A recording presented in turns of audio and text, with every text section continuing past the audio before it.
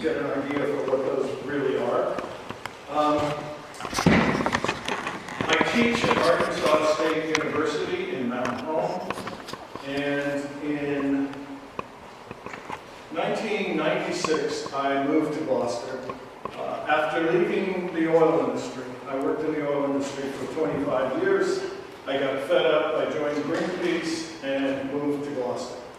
So I stayed in Gloucester until 2010, basically as a scientist working with the fishermen, working with the fishermen's organizations, trying to interpret and understand the science as best I could. Hi, Howard. So, believe it or not, in the last 6 years, I've actually been paying attention to Gloucester. I've felt your pain, and I've studied your situation, and I'm going to try and give you some ultimate solutions to some of those problems. And I guarantee you haven't heard them before, because I was here for 10 years and there was nothing like it.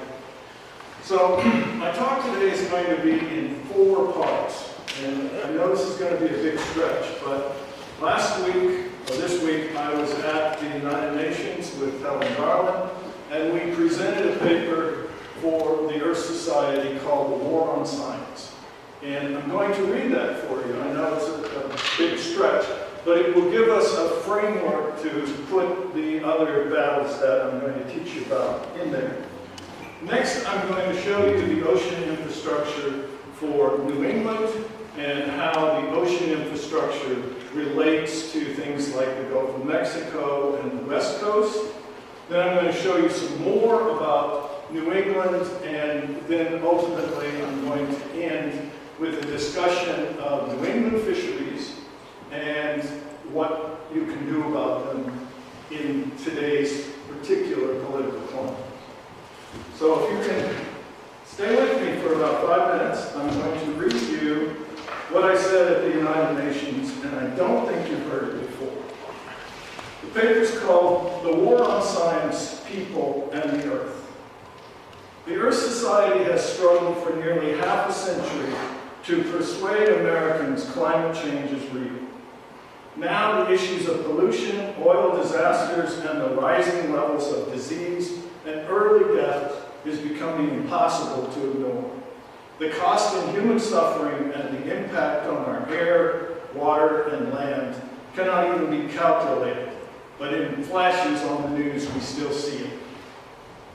In the Central Valley of California, 1,000 children die each year of asthma caused entirely by petroleum and toxic poisoning. Need I mention the children of Flint, Michigan with the lead poisoning? Because you are here today, you realize the gravity of the problems that we face on a nation basis. Despite this, I'm here to bring you hope. Because today, Americans are realizing what is happening and are desperate enough to take action. In this season for campaigns, more and more Americans are realizing there are only 2 political parties: corporations and the people. Today, we are seeing the future the corporations created for us. Americans' college graduates are the least technically trained in our history. A technically aware electorate would be too dangerous to the power of corporations, so determining what our children learn and understand become another item on the agenda, along with the accountability of how they do business. Did Exxon know that their practices were causing global warming? Yes, they did. And because they knew, I can tell you for a fact, so did every other major oil company. These are the kind of facts they share within the confines of the industry, and I know because once I was one of them. Don't mistake what I'm saying. These are the facts. Transnational corporations, through their denials of accountability, have systematically conducted an undeclared war on science and common sense, which has led to catastrophic consequences for people, communities, and the earth. Yet those who brought us to this space and time have never been more vulnerable. With collapsing fuel prices, The fossil fuel industries are now in serious decline. Drilling rigs in the U.S. this week are at their lowest level since the early 1900s. That's 1910. So, meanwhile, exploding oil tank cars in North Dakota, oil spills in Michigan and Arkansas, gas leaks in California, and earthquakes in Oklahoma are being recognized as man-made disasters caused by the use of obsolete and dangerous equipment. Do you believe that Plains All-American Pipeline, the company that spilled oil in Refugio in the Santa Barbara area of California, they now intend to open up the use of a pipe which is nearly a century old? That pipeline is under the clean water of the Detroit River. It's true, and it is not if a blowout will happen to this ancient pipe, it is only when. And this pipeline is not that much older than many others still in use today.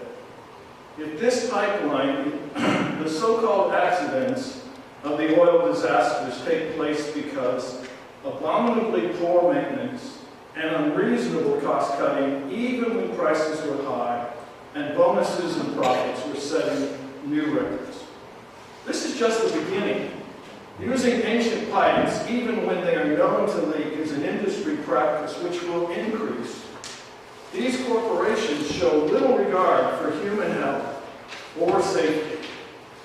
Citizens are denied legal recourse because they trust the government owned by the corporations, when, as we have seen, people suffer both the health impact of petroleum poisoning and the shock of understanding why there will be no justice. It hurts every single one of us. This must be stopped before our metropolitan areas are turned into sacrifice zones as monuments to greed and carelessness. In the near future, as profits drop even lower, expect fewer oil companies and a safety margin so thin you can see through it.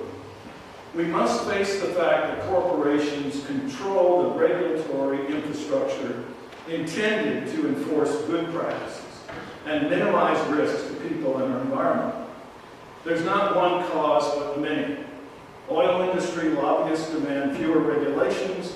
They strangle government oversight agencies by reducing funding, and lobbyists cycle in and out of these agencies, paid to put us at further risk. These are the facts. Now for the hope, which is our exit from this long nightmare. Despite all of this, we have the power for change in our hands. Every community in the U.S. must learn about its own vulnerabilities and prepare to protect themselves. The first step is knowing the facts, and every American can have them. With this goal in mind, we developed the Eco Emergency Alert app for Android phones. It's available now on Google Play. It tracks the entire energy infrastructure in the U.S. and pinpoints sources of toxic pollution and spills in near real time in every neighborhood in this country. Using this app, you can see the cancer clusters and much more. You can see it integrated with human health and historical database of emissions, as well as alternative energy, sources of solar, wind, geothermal, and hydropower. In fact, when I used the app on my phone this week, I saw that there were windmills in Gloucester, and I said, oh, they must have put up some nice, cute little windmills. And when I got here, I found out they were huge, which I think are beautiful, but anyway, it showed up on my phone. This is a tool, a starting point, but the real action must come out of our communities.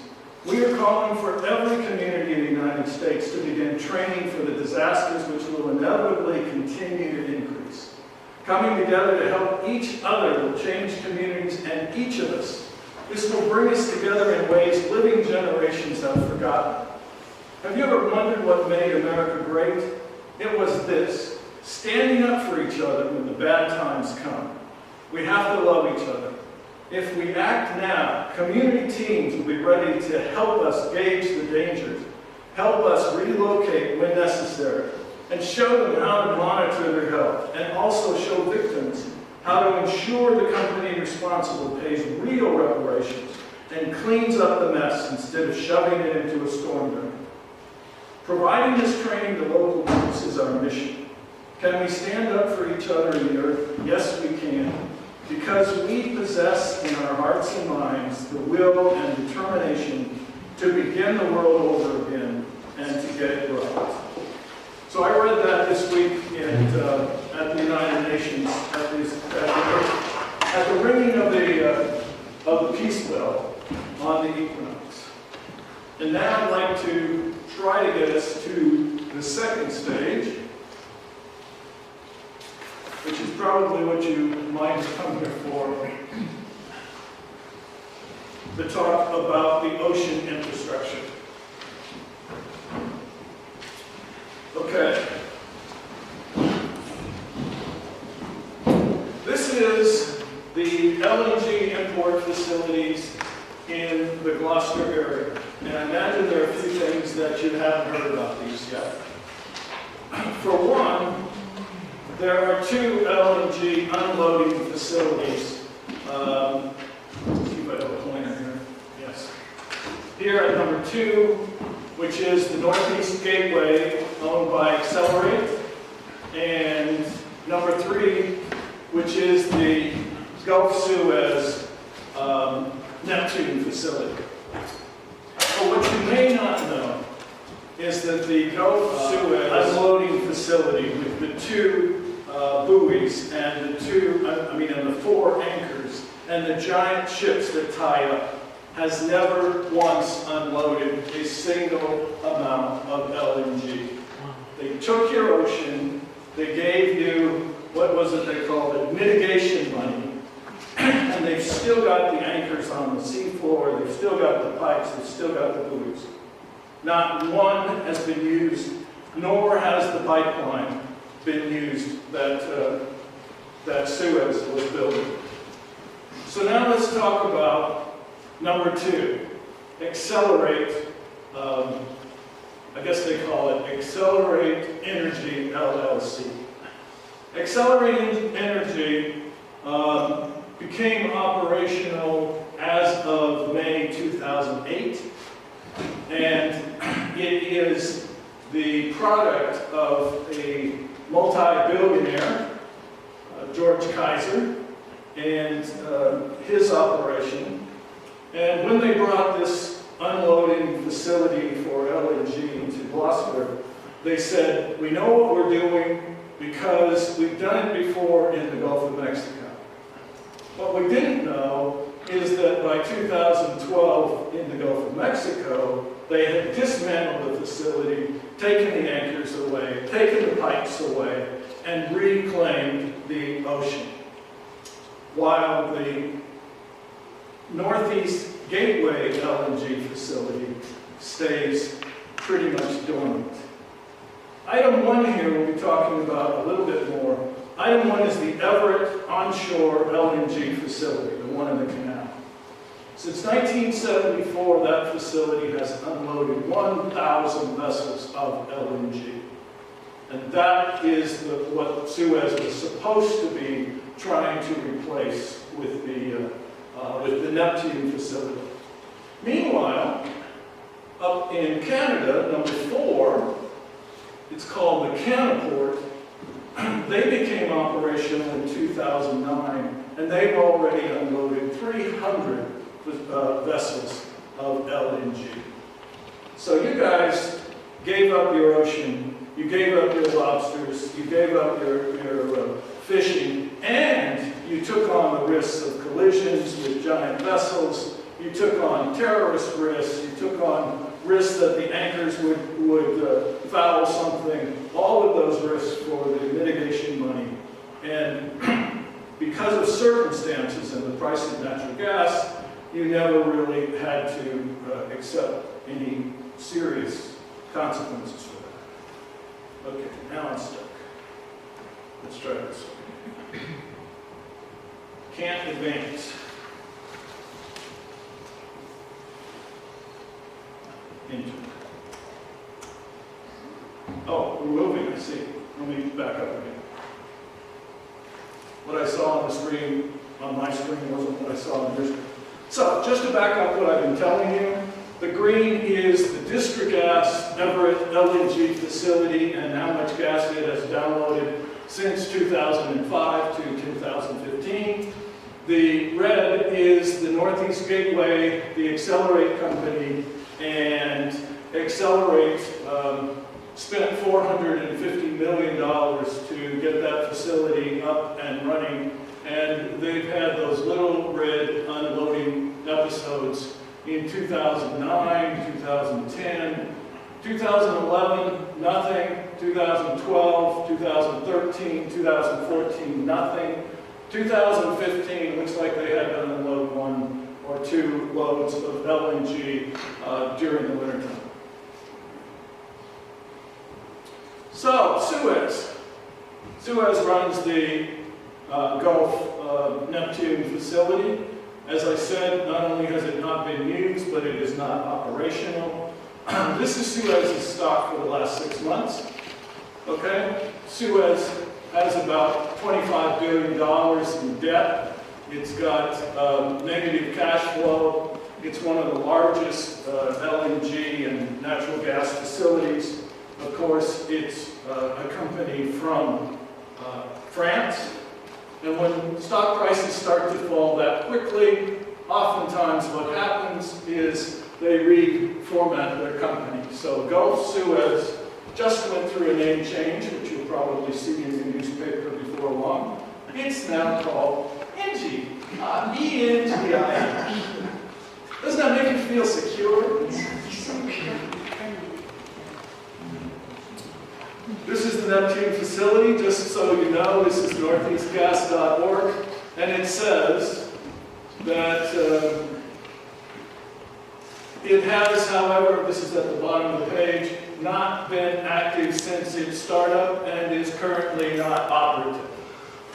So remember, this facility is 2 buoys. I think they did 8 anchors per buoy. Okay, they're a mile apart. They have the exclusion zone. The buoys get lifted up into the ship, but they've never actually done that at this facility. David, Go ahead. How much of this would have changed had we not had the revolts in North Africa, Libya, etc.? How much of this is related to, wasn't a lot of that gas supposed to come from there? No, this is all about price. All about price. Okay, when the fracking boom happened and the natural gas poured into the U.S., it shifted the whole price structure of gas in the world, and it is no longer economic to either import or export LNG from U.S. ports, even though you'll hear some about modifying these facilities for export. In fact, Accelerate in 2012, I think it was, applied for export facilities in the Gulf of Mexico. In 2014, they withdrew. So they have no intent of doing it. So here's a little touch of smart maps. This is from my phone, just a screenshot. What it shows on the left is a close-up of Gloucester, and the 2 little triangles are the 2 LNG facilities, and the pipelines are shown there. And on the right is a close-up of that, and you can see all those little yellow dots are solar pump plants, and the blue circles are the natural gas power plants and pipelines, and pretty much everything that relates to the energy infrastructure, and that comes up on my phone instantaneously wherever I am in the world. Dave, Yes? tell me the name of the app again. Yes, the app is called the, I got a blank, Eco Emergency Alert. Sorry about that. Senior moment. Okay, this is another thing that the app does. The app can take an area like Gloucester, which you can see sort of on the left there, And what it does is it tells you all the toxic release points, that is, of the 30,000 toxic release plants in the United States and the 10,000 Superfund sites, it will pinpoint all of those and, excuse me. So it will pinpoint all of those and list them for you. At the bottom you can see those little bars. They show which chemicals are being emitted. It shows not only that, but it links directly to the physical effects, like what kind of chronic diseases that might be related to. On the right, what you see are the close-ups of that, only in this case, we are looking at colors that relate to the mortality incidence of bladder cancer in males by county. We have this for every county in the United States. We have it for 50 different kinds of cancers and another 25 chronic diseases, and it's all on my phone. This, just if you're a politician, is kind of interesting. This is the toxic waste sites in the Gloucester area overlaying to the per capita income for the region. And for those who are familiar with environmental justice issues, it's not uncommon for the concentration of toxic waste sites to be pretty much in the low-income areas. Can't see it so much here, but remember, this is available for every single county in the United States. This is what the app looks like. Up in the top left corner, you can see the frequently asked questions. Those are how to use the app. We have a guide for toxic waste events. What should a community do? How should they respond? What kind of data should they collect? Who should they believe?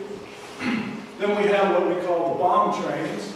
Those are the new way of moving oil is to put 100 oil tank cars together and move them through the biggest cities in the country. For example, Chicago has 25 bomb trains per week, okay, going right through the city. Same for Seattle, same for Santa Barbara, not 25, but the point is that those exist in many of the larger cities, and I'll show you some more examples. We have the detailed pipelines, smaller pipelines. We have the Tox Maps, which you've seen. ToxTown is an educational element or tool that allows high school and elementary kids to see where the toxic chemicals are in their neighborhoods, whether they're rural or urban, and whether they are on a farm. Sorry, I just asked, I'm trying to download the app and I can't find it. It's called Eco Emergency. Eco-Emergency Alert, and it's only on Google Play for Android. Okay. That might explain it. It's not that I'm prejudiced. If I could convert, I would, and I will, but it's going to cost you a whole $1 to download this app, so it's going to take some time.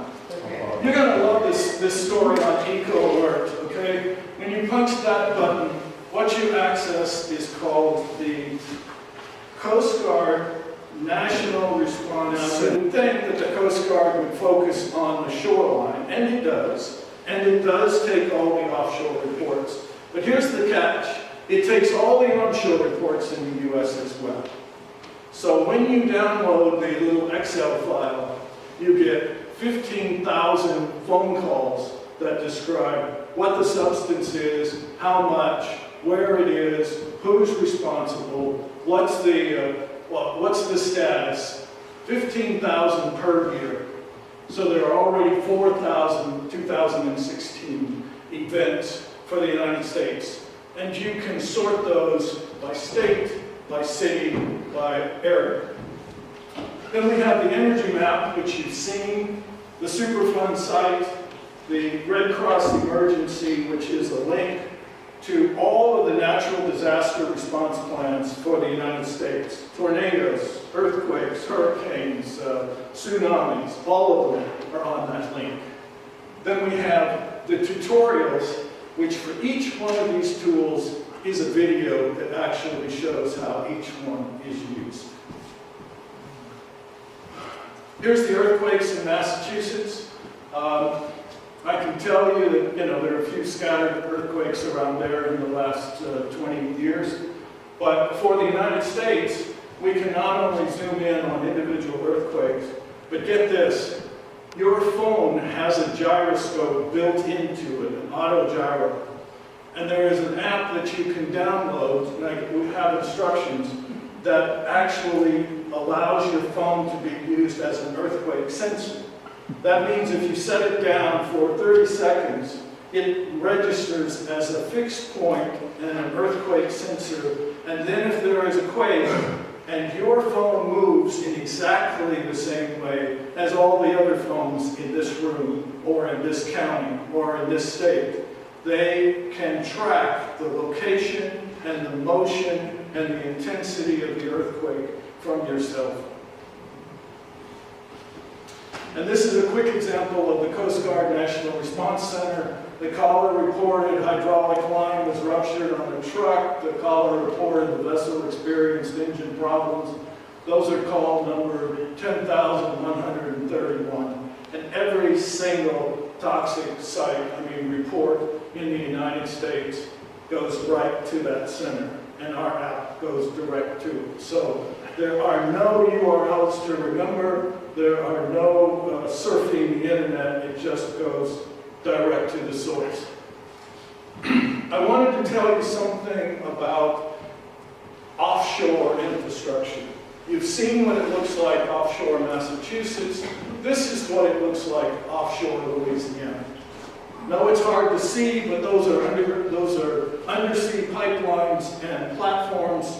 And when you change the color in the background, you get this. It's a zoom in of the Mississippi Delta, platforms, and the pipelines.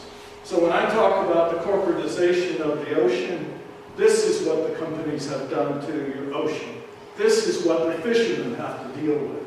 This is what pollution looks like, because every one of these platforms eventually leaks a little bit, and they all have gas and oil, and we're continuing to lease way down in the south, which is where the BP spill was, and where many, many other deep water spills occur.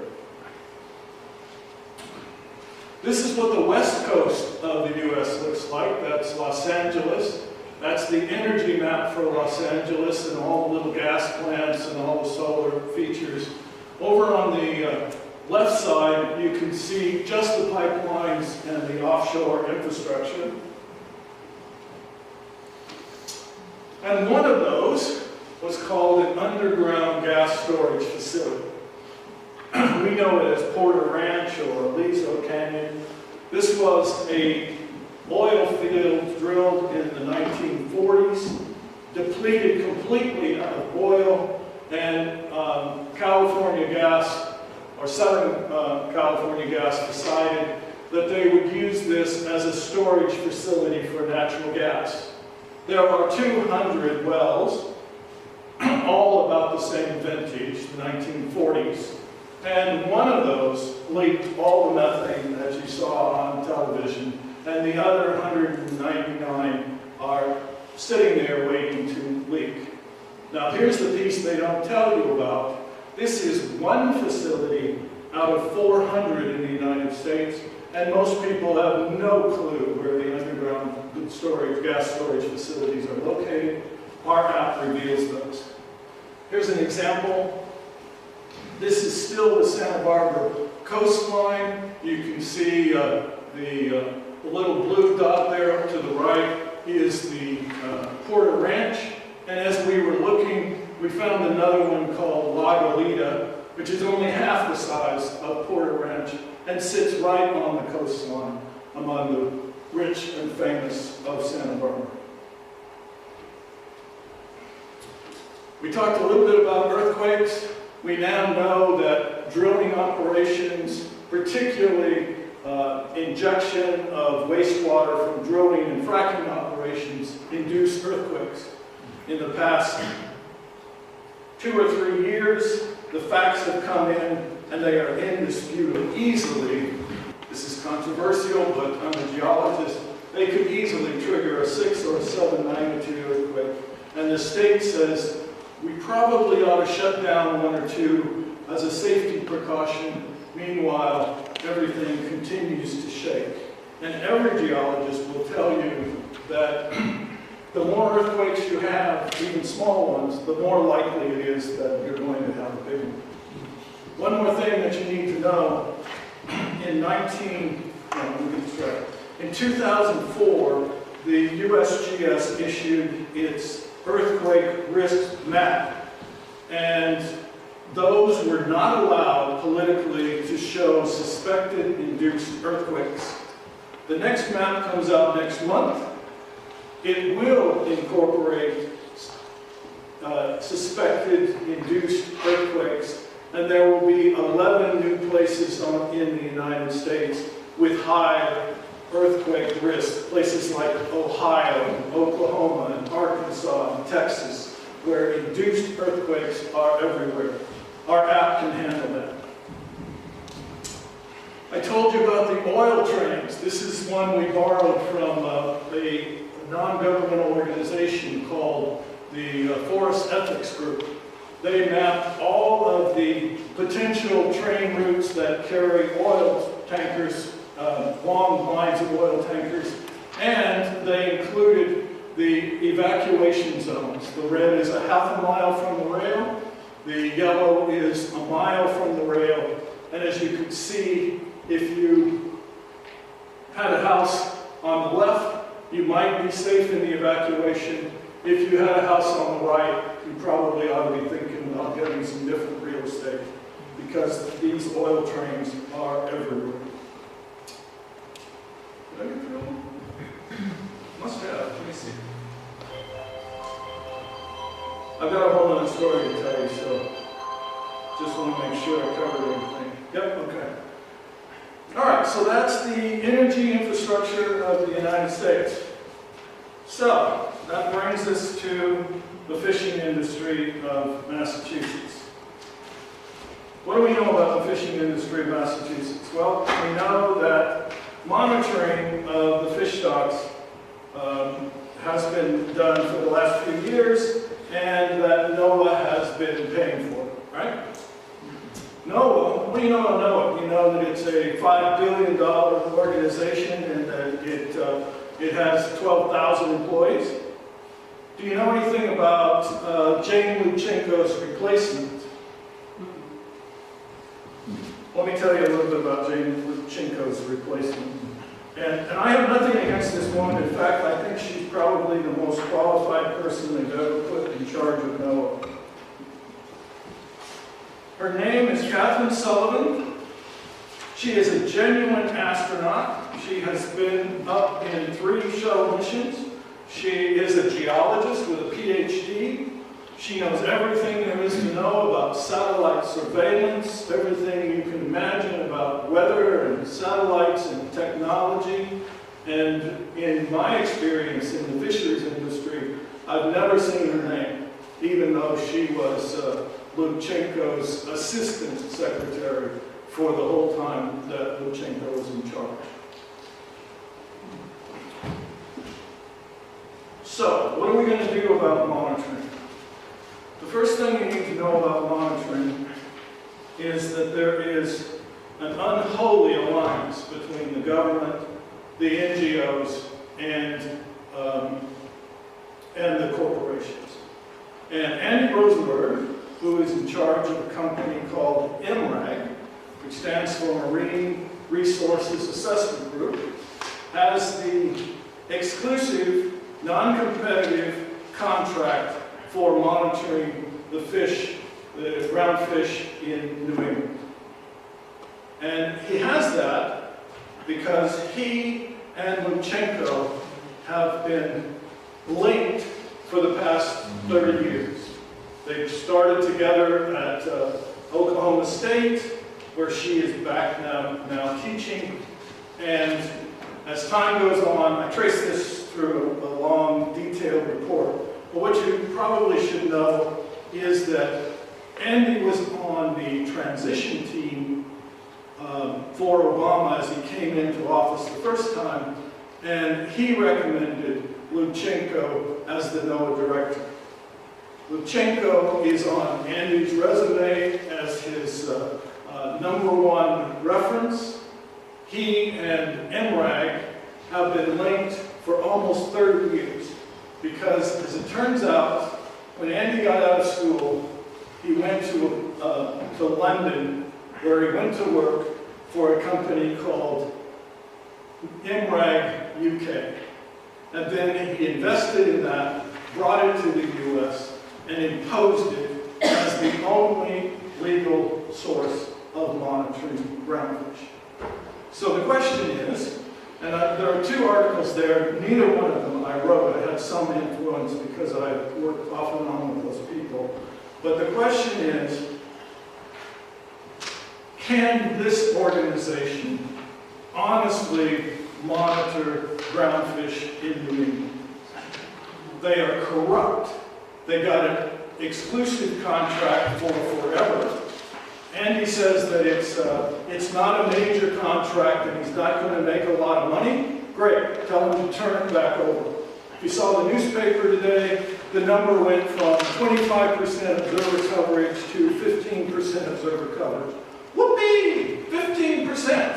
But next year, what are you going to do if they say, 40% sounds like a good number to me? You've already been paying Andy Rosenberg for MRAG, okay? And it is NOAA that has been getting the bill for that.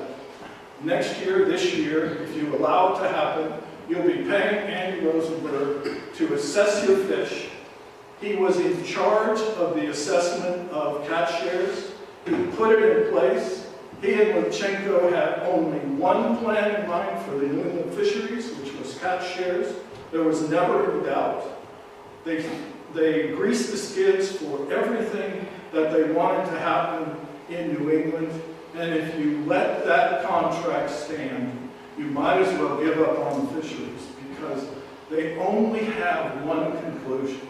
And that is not only that the fish are declining, but they would be declining at an increasing rate because their monitors, the kids that are out of college who get seasick when they're on the boats, that are going to be paid exorbitant amounts of money, that are going to have to kick back to Andy and his organization because that's who they work for. All of that is a corrupt, failed system. And I'm telling you, I came here from Arkansas to tell you, you don't have to take it. And here's why. The timing is just right. You have a new head of NOAA who doesn't have a lot of experience with fisheries. She wants to make a good impression. She's asked for $6 billion in the 2016 budget. Okay? You've got Obama, who's at his weakest point. He's going out this year, and for all intents and purposes, he is a lame duck president. All you have to do is say no. Every fishing organization in New England has to say, we will accept your rules, we will accept your laws, we will accept your monitoring, but not to MRAG, because they created the system, they profit from the system, they perpetuate the system, and they will exterminate the fishermen given enough time. That's my little message. I give you the tools. You can download the software. You can see where the energy infrastructure is. Oh, one other note. Demand that these companies that are doing LNG either use it or lose it. Okay, they took your ocean. They took it indefinitely for a very low price. They risk your families, your fishing boats, you risk terrorism, and now if they're not going to use them, and there's no projection for use, they need to get those out of the ocean and give it back to you. It's your ocean. If you saw the report in the newspaper this week, you understand that there has been a study by the Attorney General that says there is no need to import LNG at high prices between now and 2030. The source of your energy is going to come from low sulfur, ultra low sulfur fuel oil and biofuels. That's the cheapest for generating electricity and power, and that is what the Attorney General is recommending. These companies that control this area offshore Gloucester are in financial difficulty. The billionaire who put in the Suez facility put it in 2008. In 2012, he sold off 50% of it to another European gas company. In 2014, they sold it back to him because they couldn't make any money. Now that's 2 years where he probably took a big cut in money. And it tells you that there's no market. Those things are eyesores, obsolete, and they are unnecessary. And they completely disrupted your fisheries. The pipelines are out there, the anchors are there, the whole operation is there. Yes? So, at Maritime Gloucester, there was a session recently about Massachusetts Ocean Plan, and Yeah? Bruce Carlisle from the state and Jack Clark, who Yeah. Clark is chair of the committee, spoke. And Joe Orlando and Al Catoni said the LNG terminal has not been used, why can't we get rid of it because we gave up fishing grounds? Right. And Bruce Carlisle said, well, that's a really interesting question. So he got back to the fishermen and he said, they got a 5-year extension license there. Right. So it almost sounded as though the state might take a proposal at the end of that 5-year time period to cancel out that license. So if you can help on that. I will help on that, and here's how to help you. Show them the stock market price, show them what these companies are dealing with, and you ask the people in the state, what's going to happen if that company goes bankrupt? Then who's going to clean up the mess? Oh, get them to remove it sooner rather than later. At their own expense. Use it or lose it. Yeah. They know they can't use it. There's $750 million investment that should have never been made in the first place. It was virtually an eminent domain where they said, this is the piece of ocean we want, here's your $15 million. Okay? For how long? Maybe it's a 5-year contract, I don't know. But I do know this, the fishermen have power now. If you don't deliver fish to the docks, if you don't sell fish to the stores, if you don't sell it to the restaurants, even for 1 day, okay, your power will be felt across this country. And you can say no. You can't say no to everything. You can't say no to NIMS, but you can say no to a single contract. And you can say no to an infrastructure that is dangerous and obsolete and never should have been built in the first place. We talked to the Fisheries Commission and Gloucester Fishermen's Wives, because that, they talked about it at the commission, they just probably need some advice. Here's the problem. After you've taken $15 million from each of the companies as, quote, mitigation money, okay, you've pretty much given up your bargaining power through those organizations, because that's what the money was for. Keep quiet and do what we tell you to do. Has there been an audit of the mitigation money? Do we know who it went to? How much is left? What its plan is? Look, I'm just a tourist passing through, but I'm telling you, the power is in your hands. And if you don't use it, you will lose it. I second that. That's right. This may be a ridiculous question, but Yes. what would it take to adapt that terminal Yes. for export of water rather than import of natural gas? I don't think it's possible. Okay, it's a gas line that comes into the gas infrastructure. You can adapt it for export, but there's no foreseeable reason to export natural gas right now. I'm talking about water. Water, I don't think is a doable thing.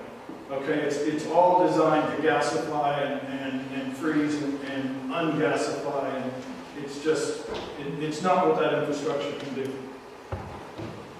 Oh, and by the way, the boats cost about $1 billion just for the LNG. people, so they're moving them around. And remember, they built 2 buoys for each company, so that meant if the price had gone up, they would have been unloading gas at 2 tanker loads simultaneously. And the fishermen would then have recognized just what risk they were taking. Yes? If you're asking to happen soon? Soon. I did this in my spare time because somebody had to, and as soon as I can figure out how to get the funds to convert it, I'll convert it. I don't even know how much it costs yet, but it's a trick. Yeah. Okay. Yes? Can you tell me the name of the seismic act that you were talking about? Yeah, shake me. That's on Google as well. I think so, yeah. I think it's probably on everything because it's a government site. Okay? Just came out this year. Yep. Yes? So, sounds like to me there's reason for optimism with the declining prices, Yes? that if these LNG terminals aren't being used, Right? then doesn't it make sense that when I look at the Bureau of Ocean Energy Management site, Right? and they got all the maps of all the sectors you can buy, Right? can't we be optimistic if there's no market, that they won't be out there buying it all up? And Yes, absolutely. And we should be optimistic about the fossil fuel industry. It's over.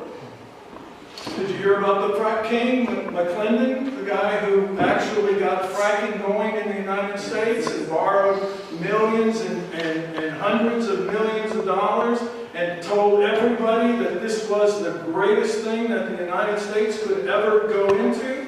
You know what happened to him? He ran his car into a bridge at 90 miles an hour without braking. Okay, and that's because he was indicted not just for the usual corruption, but he was indicted for price fixing every single lease that he had ever gotten in the fracking industry. And how did he do that? He got together with 2 other fracking frauds, and they sat down and said, oh, this acreage is coming up for sale. Why don't you take this county, and we'll take this county, and we'll both bid low and stay out of each other's business so that we can both make a fortune. And that man, I'm convinced, committed suicide. It's possible they killed him, but I think he committed suicide. And what that tells you is the fracking industry is over. And the second thing that makes the fracking industry over is because you cannot frack without having wastewater which has to be disposed of. And the Texas wastewater, in part, is shipped to Oklahoma to be injected into the wells, which creates the earthquakes. The fracking industry is over. If you look at Exxon's price, if you look at all the big oil company prices, the industry is imploding. And now is the time for the fishing industry to reclaim its heritage. And I hate to say this, but this is what I teach my students at Arkansas State, that the energy infrastructure has to shift to renewable energy and sane energy. And you have to get away from these crazy people who make these crazy investments. Did you hear what happened to Shell? Shell spent $11 billion to drill in the Arctic. They drilled 1 dry hole. They wrote off the entire investment, and the president of Shell resigned. Sorry, I made a mistake.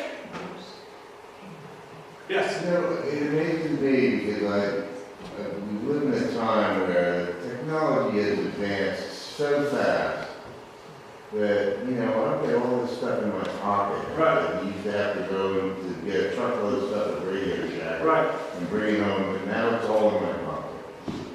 And at the same time, there's these geniuses, Elon Musk and all these people. I mean, are they making great? Now we're still going and getting fossil fuels. I mean, we're digging up dinosaurs to power these gadgets that we have in our pocket. That's true. And Elon Musk has that problem too, because the electricity that he uses to charge these power units isn't all solar. Some of it is gas-fired and some of it is coal-fired, so that's a bit of a problem. But I will tell you this, I do all of my business on my phone. That means I teach my classes with PowerPoints like this, which I created on my phone. I maps. I created the app on my phone. I type all my documents on my phone. I just dictate into it and I send it to my computer via my email, which then prints it, and then it's my copy. Well, don't you think I don't that, use you it. know, the oil companies might actually, I mean, it's a great metaphor, because they might be the actual dinosaur now that'll just fall over. They might. It seems to me that if everything is energy, Right. we're energy, everything's energy. Right. Why are we digging up, dinosaurs? We can't dig it up. Power.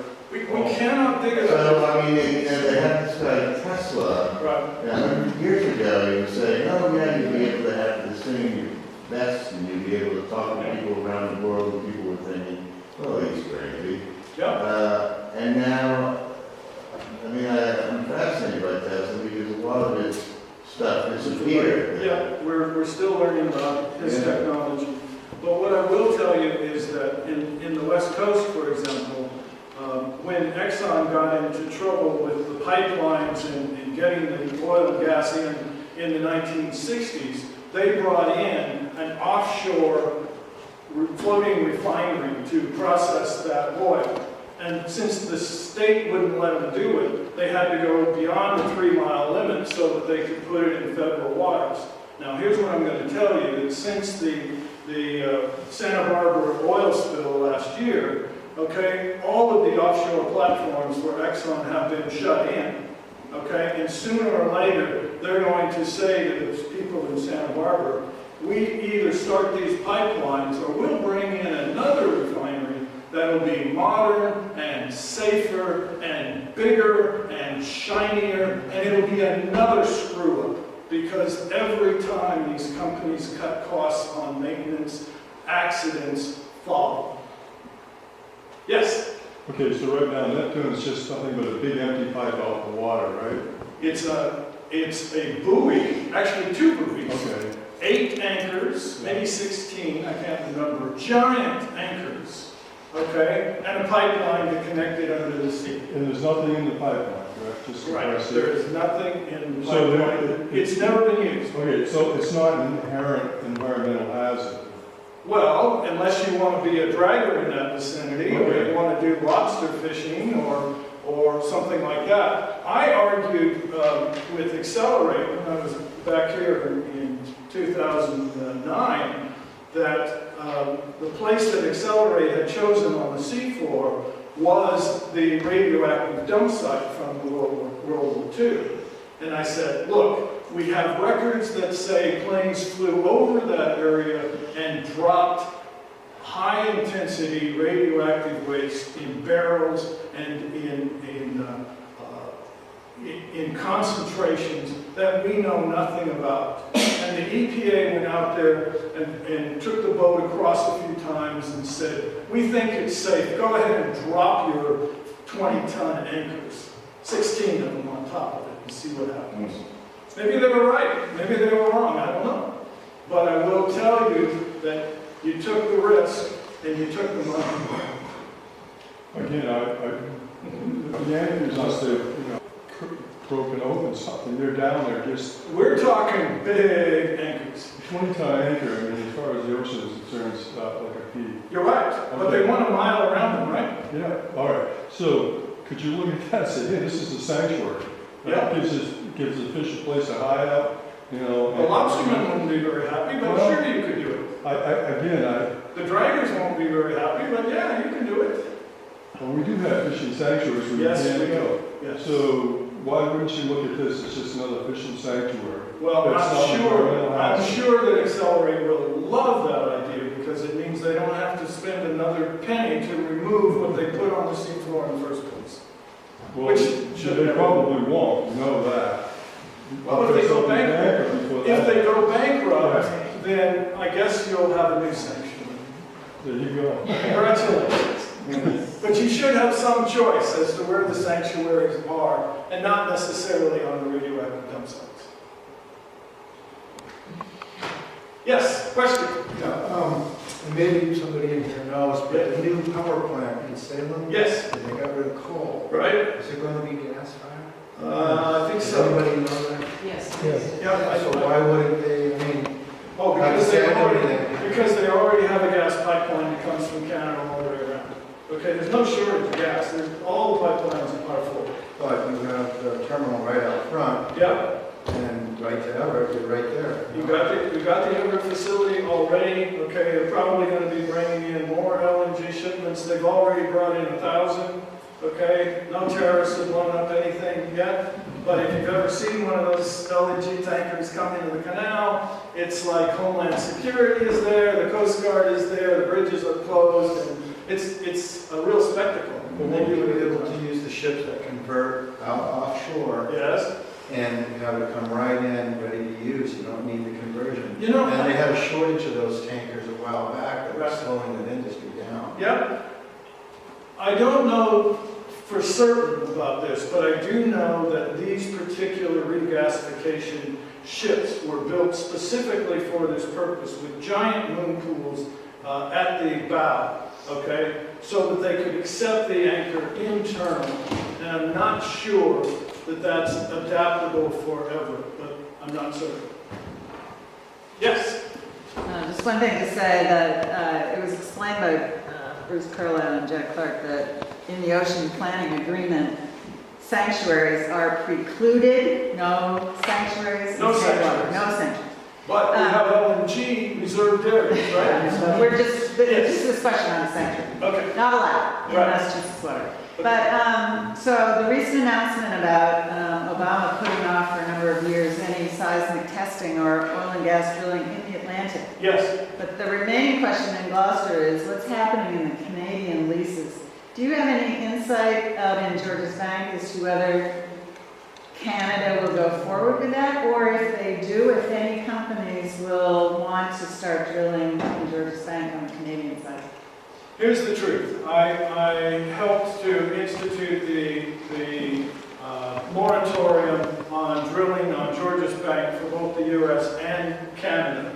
And I know how precious those areas are. I also know that at the current price of oil, you can't possibly drill off of Georges Bank.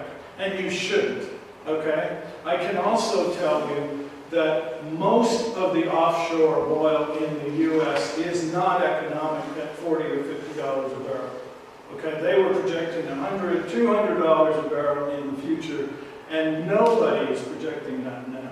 So we shouldn't worry about Canada. So I don't think you should worry about it. What you should be worried about as a country are these deep offshore wells in the Gulf of Mexico, just like BP, where you know they're not economic, you know you shouldn't burn the oil even if you find it, okay? And they're taking risks with the life and the wildlife of the entire Gulf.